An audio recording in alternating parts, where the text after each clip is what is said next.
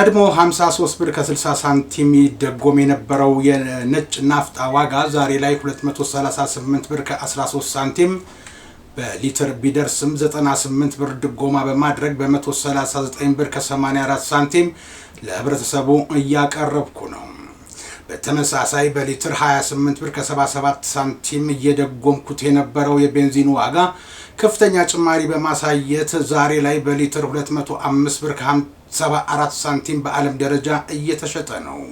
ግን በሊትር 73 ብር ከ56 ሳንቲም በመደጎም በ132 ብር ከ18 ሳንቲም ለህብረተሰቡ እንዲቀርብ አድርጌያለሁ አለ መንግስት። የአሜሪካ ዋር ኮሌጅ ተማሪዎች በኢትዮጵያ ዋር ኮሌጅ ትምህርታዊ ጉብኝት አድርገው ኢትዮጵያ በአፍሪካ ቀንድ ያላት ሚና ከፍተኛ ነው አሉ። መች በዚያ በቁ ቀጠሉ። በቀጣናው የሚታየውን ተለዋዋጭ ጂኦፖለቲካን ለመቆጣጠር የላቀ ወታደራዊ አቅምና ችሎታ አላት ሲሉም መስክረዋል።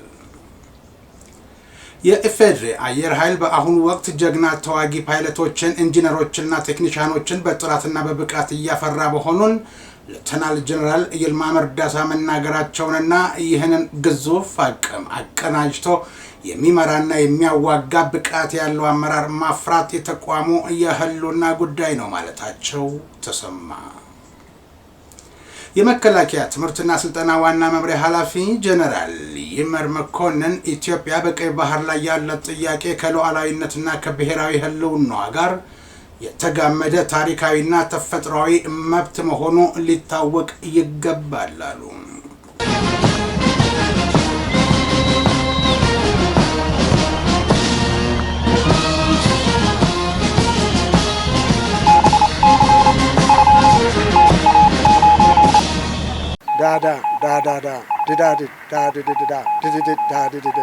ሞርስ ማለት ይችላል።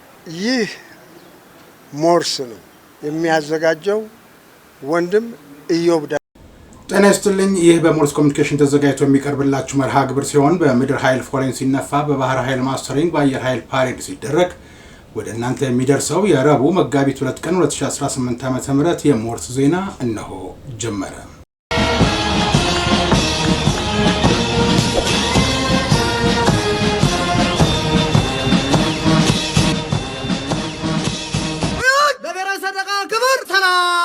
የተወደዳችሁ ቤተሰቦቻችን እስከ ዛሬ ላደረጋችሁልን ድጋፍና እገዛ እናመሰግናለን። አሁንም አዳዲስ ቤተሰብ እንድናፈራ እገዛችሁና ድጋፋችሁ አይለን። ላይክ፣ ሰብስክራይብ፣ ሼር ማድረጋችሁን ላስታውሳችሁና በሞርስ ኤዲሲ ቅደም ተከተል ካስያዘው ቀዳሚ ዜና እጀምራለሁ። በመከላከያ ሰራዊት ውስጥ በከፍተኛ የሥራ ኃላፊነት ሀገራቸውን ሲያገለግሉ የቆዩት ሌተናል ጀነራል አስራት ደነሮ የአዲስ አበባ ፖሊስ ኮሚሽን ኮሚሽነር ሆነው ተሾሙ። ጠቅላይ ሚኒስትር ዶክተር አብይ አህመድ ከመጋቢት 2 ቀን 2018 ዓ.ም ጀምሮ ለአዲስ አበባ ፖሊስ ኮሚሽን አመራሮች ሹመት መስጠታቸውን ያመለከተው የጠቅላይ ሚኒስትር ጽህፈት ቤት ሌተናል ጀነራል አስራት ደነሮ የአዲስ አበባ ፖሊስ ኮሚሽን ኮሚሽነር፣ ረዳት ኮሚሽነር ቶፊቅ መደድ የአዲስ አበባ ፖሊስ ኮሚሽን ምክትል ኮሚሽነር፣ አቶ አርዝቅ ኢሳ የአዲስ አበባ ፖሊስ ኮሚሽነር ምክትል ኮሚሽነር ሆነው ተሹመዋል ብሏል። በተያያዘ የሹመት ዜና ጠቅላይ ሚኒስትር ዶክተር አብይ አህመድ ከመጋቢት 2 ቀን 2018 ዓ.ም ጀምሮ አቶ አሰፋ አቢዩ የብሔራዊ መረጃና ደህንነት አገልግሎት ምክትል ዋና ዳይሬክተር ሆነው እንዲያገለግሉ ሹመት መስጠታቸው ታውቋል። አቶ አሰፋ አቢዩ የደቡብ ክልል ጸጥታና አስተዳደር ቢሮ ኃላፊ፣ የፌዴራል ፖሊስ ኮሚሽን ኮሚሽነር፣ የብሔራዊ መረጃና ደህንነት አገልግሎት ምክትል ዳይሬክተር ጀነራል እንዲሁም በሮም የኢትዮጵያ ኤምባሲ ምክትል ሚስዮን ኃላፊነትን ጨምሮ በተለያዩ የኃላፊነት ቦታዎች ሀገራቸውን ሲያገለግሉ መቆየታቸውን ለማወቅ ተችሏል።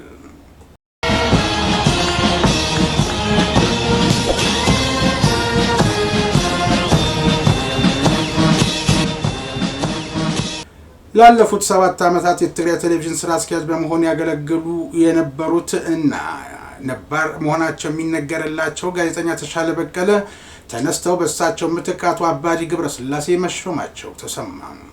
ጋዜጠኛ ተሻለ በቀለ ከ2011 ዓ.ም ጀምሮ ላለፉት 7 ዓመታት ጣቢያውን የመሩ ሲሆን ለቡድኑ ታማኝ አይደለም በሚል የህወሓት አመራሮችና ካድሬዎች ጫና ያሳድሩባቸው እንደነበር ከመቀሌ ለሞርስ የደረሰው መረጃ ያመለክታል። በኢትዮጵያ ብሮድካስቲንግ ኮርፖሬሽን ኢቢሲ እና በፋና ሚዲያ ኮርፖሬሽን ኤፍኤምሲ በኃላፊነት አገልግለው የነበሩት ተሰናባቹ ስራ አስኪያጅ የየትኛውም የፖለቲካ ፓርቲ አባል ያለመሆናቸው በተለይ የፖለቲካ ወገንተኝነትንና ሙያን ለመለያየት ይሰጡ የነበረው የስራ አመራር በህወሓት ቡድን አመራሮች ዘንድ ጥርስ ካስነከሰባቸው ቆይቶ ነበር ይላሉ ምንጮች። አሁን እሳቸውን የተኩት አቶ አባዲ ገብረስላሴ ቀደም ሲል በወይን ጋዜጣ በሙያቸው ያገለገሉ ሲሆን የድምጽ ወያኔ ቴሌቪዥንና ሬዲዮን ለአጭር ጊዜም ቢሆን የመሩ መሆናቸው ታውቋል። ከፍተኛ የህወሓት ካድሬ መሆናቸው የተነገረላቸው አዲሱ ኃላፊ የሹመት ደብዳቤያቸውን ከየካቲት 30 ቀን አንስቶ ተቀብለው ዛሬ መጋቢት 2 ቀን ቢሮ ይገባሉ ተብሎ እስከ ከሰዓት ድረስ ቢጠበቅም ወደ ስቱዲዮ እስከገባንበት ጊዜ ድረስ የስልጣን ርክክቡ አልተከናወነም።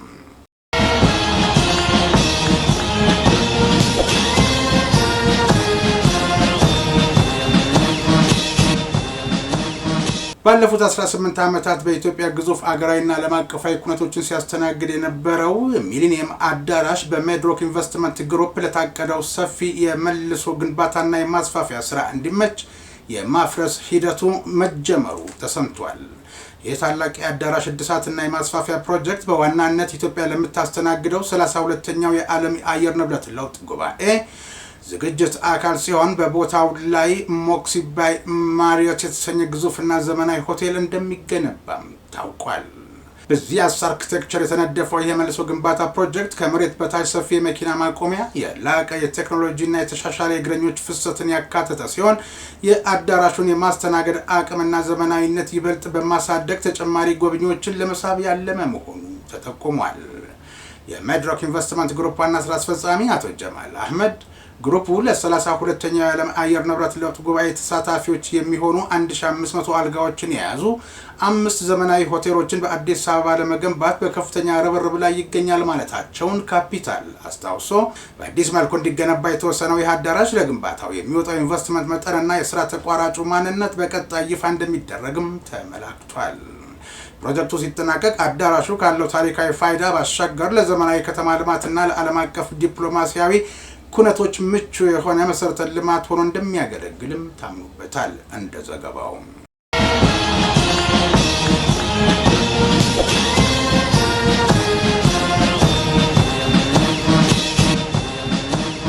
የኢትዮጵያ እስልምና ጉዳዮች ጠቅላይ ምክር ቤት የኢትዮጵያ ሙስሊሞች ልማት ኤጀንሲ በኡስታዝ አቡበከር አህመድ አስተባባሪነት ከሙስሊም ኤድ አሜሪካ የተገኘ ግምቱ 101 ሚሊዮን ብር የሆነ የሕክምናና የመድኃኒት ድጋፍ ለ5 የመንግስት ሆስፒታሎች የማስረከብ መርሃ ግብር ተከናወነ።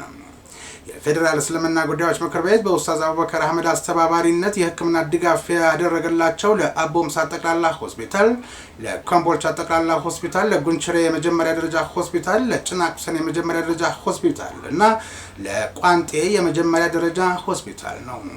ኡስታዝ አቡበከር አህመድ የእናቶችና የሴቶች እህቶቻችን በተለይ በገጠሪቱ ኢትዮጵያ የሚገኙ ነዋሪዎችን የጤናና የሕክምና ሁኔታ ለመጠበቅ ድጋፎች ተጠናክረው እንደሚቀጥሉ የገለጹ ሲሆን የረመዳን ወር የመተጋገዝና የአብሮነት ወር መሆኑን አንስተው ድጋፉ በተቀደሰው የረመዳን ወር መደረጉን ልዩ ያደርገዋል ብለዋል። ባለፉት 8 ወራት ብቻ ሙስሊም ኤድ ከ1.8 ቢሊዮን ብር በላይ በሆነ ወጪ ለ20 የመንግስት ሆስፒታሎች የሕክምና ድጋፍ መደረጉን የገለጹት ኡስታዝ አቡበከር ለህዝቡ የሕክምና ድጋፍ ለማድረግ ከጤና ሚኒስቴርና ከመንግስት ባለፈ ሁሉም ኃላፊነቱን እንዲወጣ ጥሪ አቅርበዋል። በርክክቡ መርሃ ግብር ላይ የተገኙት የጤና ሚኒስትር ዴኤታ ሰህራላ አብዱላሂ የኢትዮጵያ እስልምና ጉዳዮች በተደጋጋሚ እያደረገ ላለው የሕክምና ድጋፍ ምስጋናቸውን የገለጹ ሲሆን ግብዓቶቹ ለተፈለገው ዓላማ እንዲውል እንደ ጤና ሚኒስቴር ክትትል እንደሚያደርጉ ገልጸዋል።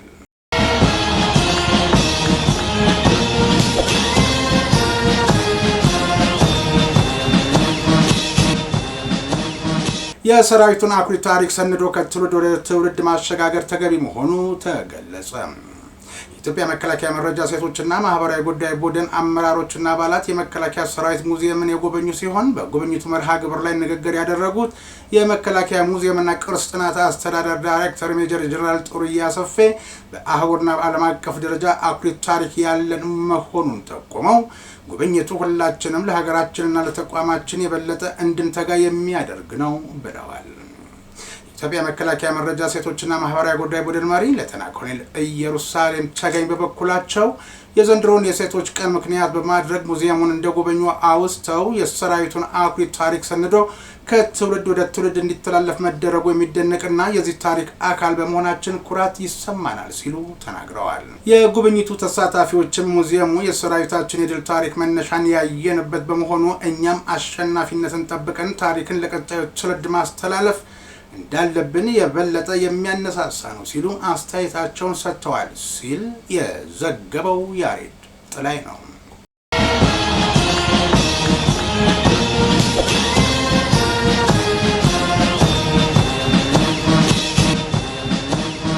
ኢትዮጵያ በመካከለኛው ምስራቅ የተከሰተውን ጦርነት ተከትሎ የተፈጠረውን የነዳጅ ቀውስ ለመፍታት የመፍትሄ እርምጃዎች እየወሰደች እንደምትገኝ የገንዘብ ሚኒስቴር አስታወቀ። የገንዘብ ሚኒስቴር አህመድ ሺዴ እንደገለጹት መንግስት የነዳጅ አቅርቦትን አስተማማኝ ለማድረግና የመግዛት አቅምን ያማከለ እንዲሆን ከፍተኛ ድጎማ እያደረገ ይገኛል። በዓለም አቀፍ ደረጃ የተከሰተውን የነዳጅ ቀውስ ለመቋቋምም በነዳጅ ምርት ላይ ይደረግ የነበረውን ድጎማ ከፍ በማድረግ እያቀረበ እንደሚገኝ ነው ያወሱት ሚኒስትሩ። የመካከለኛው ምስራቅ ጦርነትን ተከትሎ የሆርሙዝ ሰርጥ በመዘጋቱ ሳቢያ በዓለም አቀፍ ደረጃ ዋጋው ያሻቀበ ቢሆንም መንግስት በከፍተኛ ድጎማ በማድረግ መጠነኛ የዋጋ ማሻሻያ ብቻ በማድረግ ለገበያ እያቀረበ ይገኛል ብለዋል ሚኒስትሩ። በሆርሙዝ ሰርጥ መዘጋት ምክንያት የነዳጅ አቅርቦት እጥረት እንዳይፈጠርም መንግስት ተጨማሪ የነዳጅ ግዥ እየፈጸመ መሆኑንም ጠቁመዋል።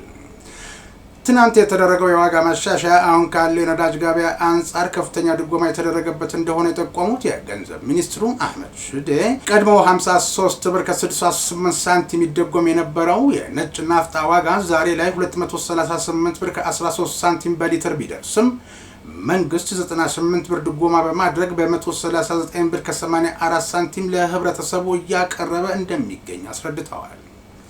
ተመሳሳይ መንግስት በሊትር 28 ብር ከ77 ሳንቲም ይደጉም የነበረው የቤንዚን ዋጋ ከፍተኛ ጭማሪ በማሳየቱ ዛሬ ላይ በሊትር 205 ብር ከ74 ሳንቲም በዓለም ደረጃ እየተሸጠ ቢሆንም ለህብረተሰቡ በሊትር 73 ብር ከ56 ሳንቲም በመደጎም በ132 ብር ከ18 ሳንቲም እየቀረበ እንደሚገኝ አውስተዋል። መንግስት ከፍተኛ የውጭ ምንዛሪ ድጎማ የሚያደርግበት ይህ የነዳጅ አቅርቦት ከተቀመጠለት ዋጋ ውጭና አቅርቦት ሰንሰለት ውጭ ባልተገባ መንገድ ለገበያ እየቀረበ እንደሚገኝም በጥናት መለየቱን አልሸሸጉም።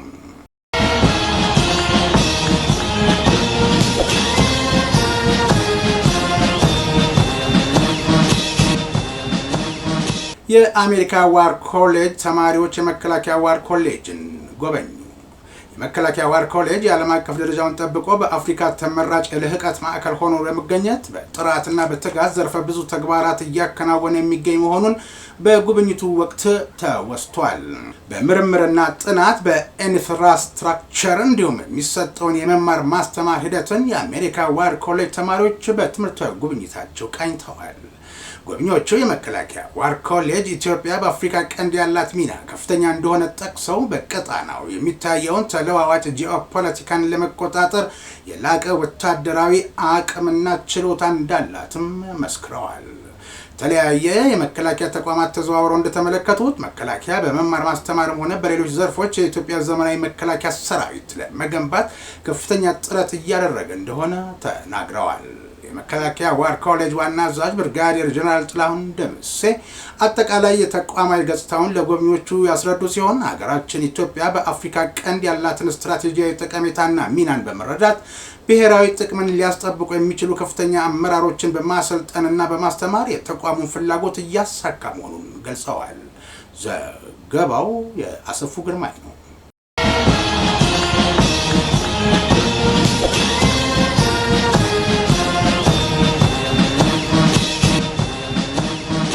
የተወደዳችሁ ቤተሰቦቻችን ለምታደርጉልን ድጋፍና እገዛ እያመሰገንን በሞርስ የበላይ ጠባቂ የተፈቀደውን መልእክት ስንመለስ ወደ ቀሪ ዜናዎች እናልፋለን።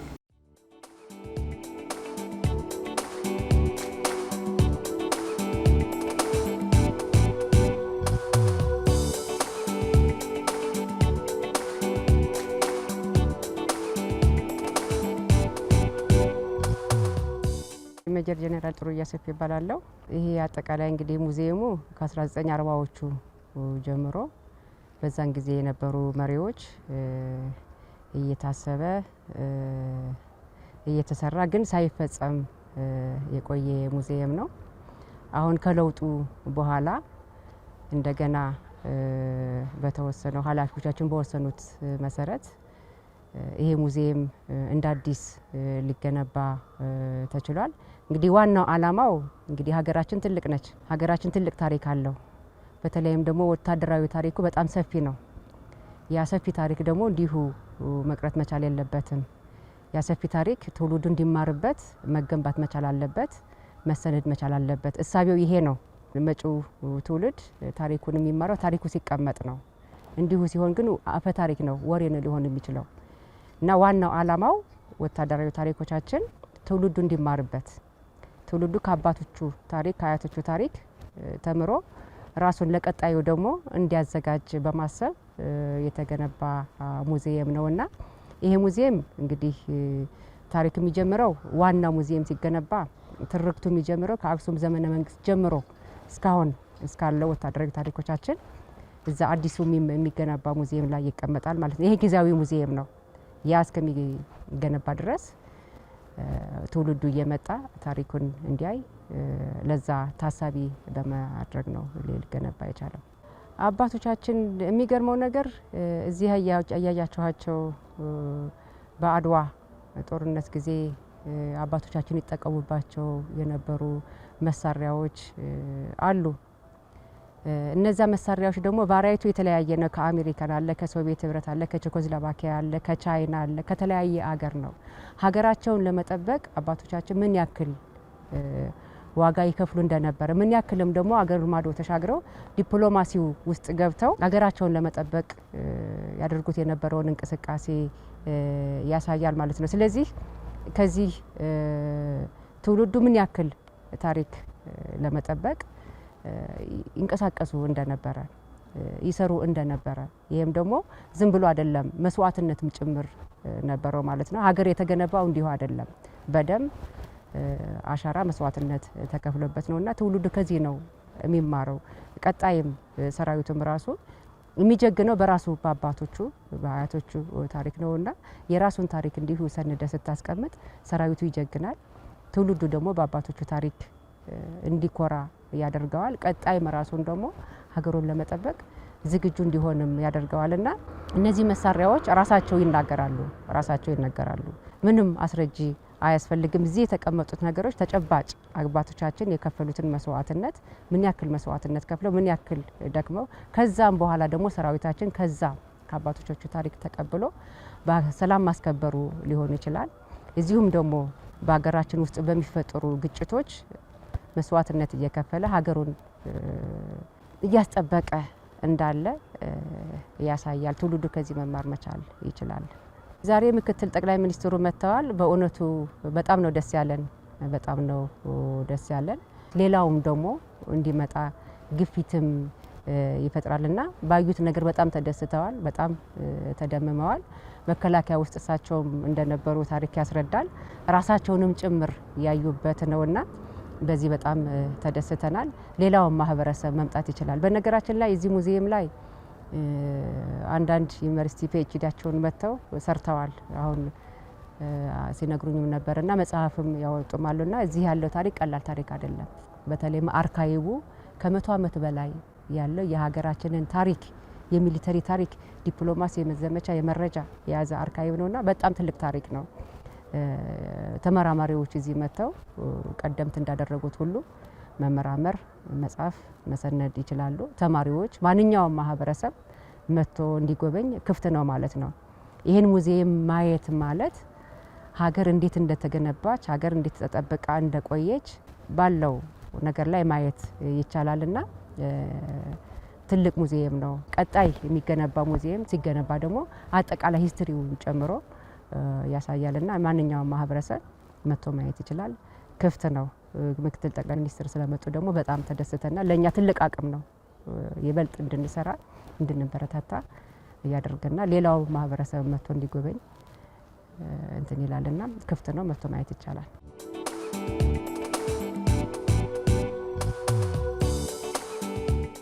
ብቁ አመራሮችን ለማፍራት አየር ኃይሉ በትኩረት እየሰራ መሆኑን የአየር ኃይል ዋና አዛዥ ሌተናል ጀነራል ይልማ መርዳሳ አመለከቱ።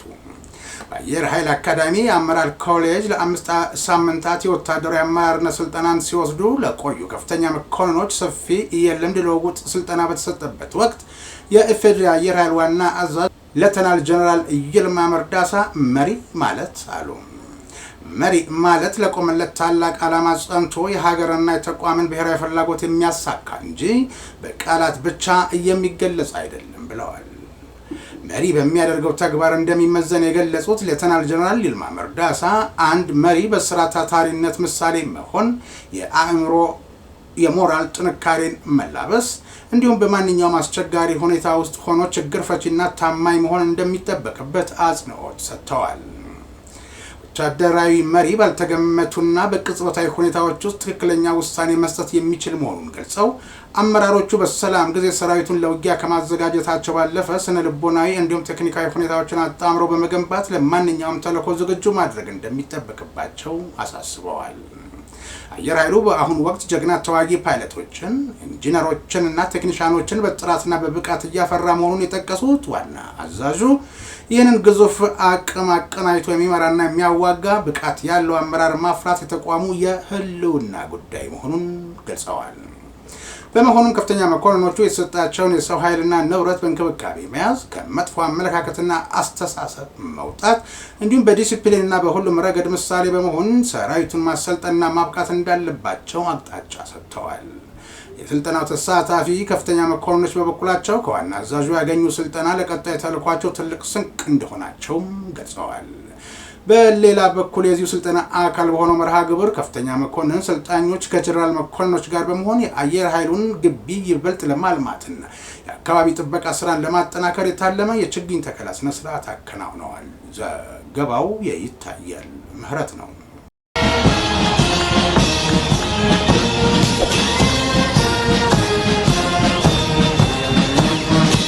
ኢትዮጵያና ቀይ ባህር የማይነጣጠሉ ናቸው ሲሉ የመከላከያ ትምህርትና ስልጠና ዋና መምሪያ ኃላፊ ጀነራል ይመር መኮንን ተናገሩ። ኢትዮጵያ በቀይ ባህር ላይ ያላት ጥያቄ ከሉዓላዊነትና ከብሔራዊ ህልውናዋ ጋር የተጋመደ ታሪካዊና ተፈጥሯዊ መብት መሆኑ ሊታወቅ ይገባል ብለዋል ጀነራል መኮንኑ። ኢትዮጵያና ቀይ ባህር የታሪክና የተፈጥሮ ትስስር ማህደር የማይነጣጠሉ የአንድ ሳንቲም ሁለት ገጽታዎች ናቸው። በመሆኑም ይህ እውነታ ሲታይ ከጥንታዊ የአክሱም ስልጣኔ ጀምሮ አዶሊስና ዜላ የኢትዮጵያ የንግድ የባህር በር ሆነው ሲያገለግሉ እንደነበር ዓለም ሙሉ የሚያውቀው የታሪክ ሀቅ ነው። ይህ ታሪክ ኢትዮጵያ ሀገራችን ከቀይ ባህር ጋር ያላትን ጥልቅ ተፈጥሯዊ ትስስርን ያሳያል። የቀይ ባህር ወደቦች ለኢትዮጵያ የውጭ ወረራን የመከላከል ጋሻና የስልጣኔ መሸጋገሪያና የኢኮኖሚ ድልድል ሆነው ቆይተዋል። ታሪክ ሀቅ ኢትዮጵያ በቀይ ባህር ላይ ያላትን ጥያቄ በቅርብ ጊዜ የፖለቲካ ፍላጎት ሳይሆን ከሉዓላዊነትና ከብሔራዊ ህልውናዋ ጋር የተጋመደ ታሪካዊና ተፈጥሯዊ ሀብት መሆኑን በወዳጆቻችንም ሆነ በጠላቶቻችን ግልጽ ሊሆን ይገባል። ለሀገራቸው ዳር ድንበርና ሉዓላዊነት መረጋገጥ ብዙ ዋጋ የከፈላችሁ ናችሁና ጀግንነታችሁን በኤርትራ፣ በኦጋዴን፣ በካራማራና በሌሎችም አኩሪ ተጋድሎ በመፈጸም የኢትዮጵያ አሸናፊነት እንዲቀጥል አድርጋችኋልና ክብር ይገባችኋል ብለዋል። በሕግ ማስከበርና በህልውና ዘመቻውም በሁሉም ዘርፍ በመሳተፍ ኢትዮጵያን ከጥፋትና ከብተና በመታደግ ረገድ የራሳችሁን አስተዋጽኦ ማበርከት ችላችኋል ያሉት ጀነራል መኮንኑ በዚሁ የማይፋቅና የማይበረዝ የሀገር ፍቅራችሁ ሰራዊታችንና ህዝባችን ብዙ ይማርበታል ሲሉ ተናግረዋል። እናንተ ለሀገራችሁ ዳር ድንበር ለሉዓላዊነት መረጋገጥ ስትሉ ሁሉንም የሰጣችሁ መስዋዕትነት የከፈላችሁ ጀግኖች ናቸው። ይህን ጀግንነታችሁን በኤርትራ፣ በኦጋዴንና በካራማራ መልክዓ ምድሮች፣ ተራራዎች ሁሉ አሳይታችኋል። ታላቋ ሶማሊያ የመመስረት ተስፋ ሰንቆና በእብሪት ተሞልቶ ሀገራችንን የወረረውን የዛይድ ባሬ መንግስት በእናንተ ጀግንነትና ክብር መስዋዕትነት እንዲሁም አኩሪ ተጋድሎ ህልሙ እንዲከሽፍና የኢትዮጵያ አሸናፊነት ታሪክ እንዲቀጥል አድርጋቸዋል።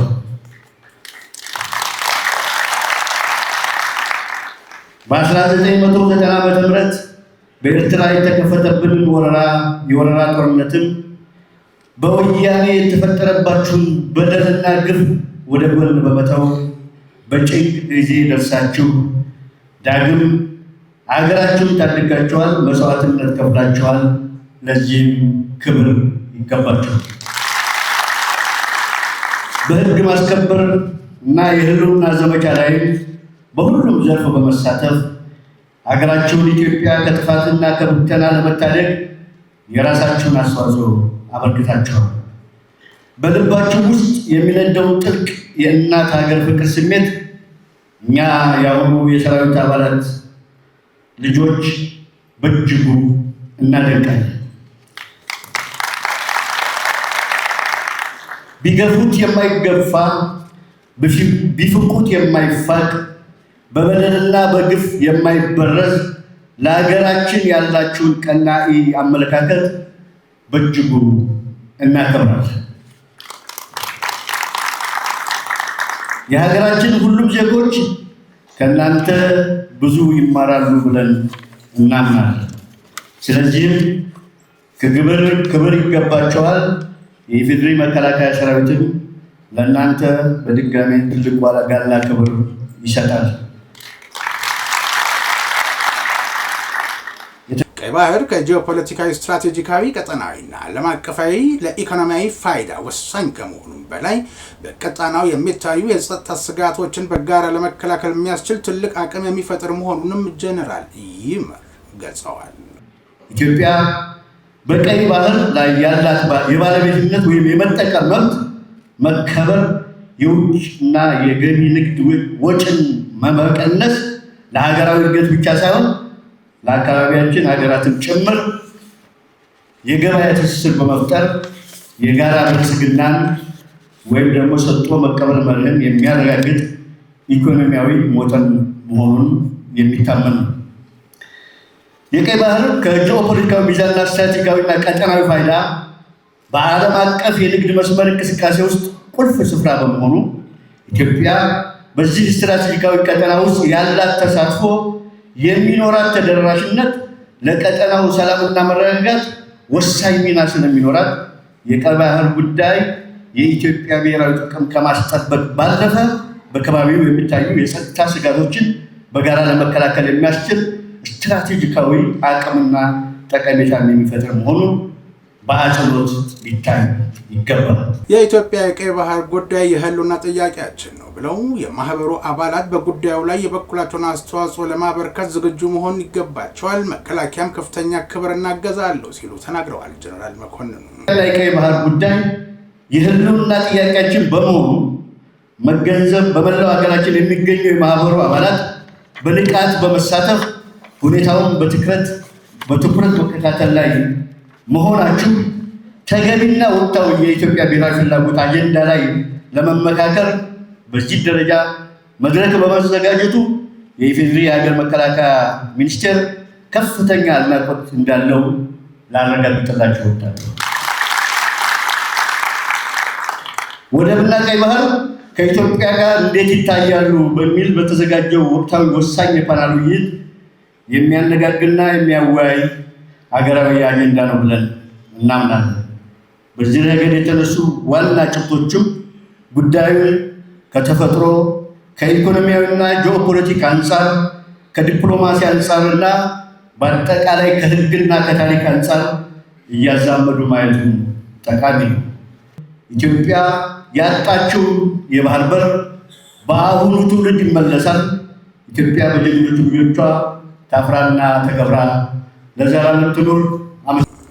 የፓናል ውይይቱን ያዘጋጀው ብሔራዊ የኢትዮጵያ ሰራዊት ማህበር ፕሬዝዳንት 50 አለቃ ብርሃኑ አማረ ወታደር በአንድ መንፈስና ቋንቋ ለሀገር አንድነት ሁሌም ዝግጁ ነው ብለዋል። የማህበሩ ፕሬዝዳንት ኢትዮጵያ ክብሯን የሚጠብቁላትን በክብር ታነሳለች፣ ቀድሞ ለቀይ ባህር ብዙ ጀግኖች ዋጋ መክፈላቸውንም እንዲሁ በተመሳሳይ አውስተው ለተያዘው ሀገራዊ አጀንዳ ስኬት በማንኛውም ጊዜና ቦታ ማህበሩና አባላቱ ዝግጁ ናቸው ሲሉ ገልጸዋል። ዛሬ የተገናኘንበት ትልቁ ምክንያት ከዳር እስከ ዳር የኢትዮጵያ ሕዝብ የተነቃነቀበት የሀገራችን መሪ ክቡር ጠቅላይ ሚኒስትር ዶክተር አብይ አህመድ ያንን የተዘጋ ፋይል ከፍተው ሁላችንም ዝም ብለን በቆዘንበት ባቀረቀርንበት ሰዓት እሳቸው ደፍረው ሀገራቸውን ሕዝባቸውን ተማምነው ሁላችንም ባለንበት ሁላችንም በኖርንበት ምድር ላይ ጉሮሯችን ተይዞ ተዘግቶ የሚቀር በር ለእኛ አይገባም በሚል የቀይ ባህርና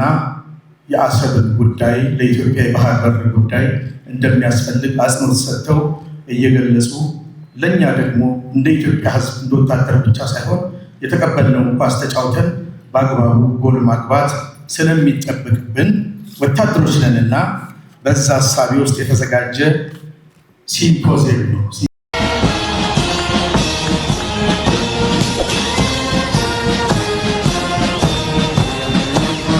ዜና እረፍት። የኢትዮጵያ ፌዴራል ፖሊስ የዩኒቨርሲቲ ደህንነት ጥበቃ ፖሊስ መምሪያ ኃላፊ የነበሩት ረዳት ኮሚሽነር በላይ ከበደ ፍሬው መጋቢት 1 ቀን 2018 ዓ.ም በድንገተኛ ህመም ከዚህ ዓለም በሞት መለየታቸው ተሰማ። ረዳት ኮሚሽነር በላይ ከበደ በስራ ዘመናቸው ተቋማቸውንና ህዝባቸውን በታታሪነት በታማኝነትና በቅንነት ሲያገለግሉ የቆዩ አመራር ነበሩ። የኢትዮጵያ ፌዴራል ፖሊስ በረዳት ኮሚሽነሩ ድንገተኛ ህልፈት የተሰማውን ጥልቅ ሐዘን ገልጾ ለቤተሰቦቻቸው፣ ለወዳጅ ዘመዶቻቸውና ለስራ ባልደረቦቻቸው መጽናናትን ተመኝቷል። የረዳት ኮሚሽነሩ የቀብር ስነ ስርዓት መጋቢት 3 ቀን 2018 ዓ.ም ከ8 ሰዓት እስከ 9 ሰዓት በመከኒሳ አቦ ቤተክርስቲያን ወዳጅ ዘመዶቻቸውና የስራ ባልደረቦቻቸው በተገኙበት ይፈጸማል። በረዳት ኮሚሽነር በላይ ከበደ ሞት የተሰማንን ሐዘን እየገለጽን ቤተሰቦቻቸው፣ ወዳጅ ዘመዶቻቸውና የስራ ባልደረቦቻቸው መጽናናት ይሆንላቸው ዘንድ ሞርስ ኮሚኒኬሽን ይመኛል።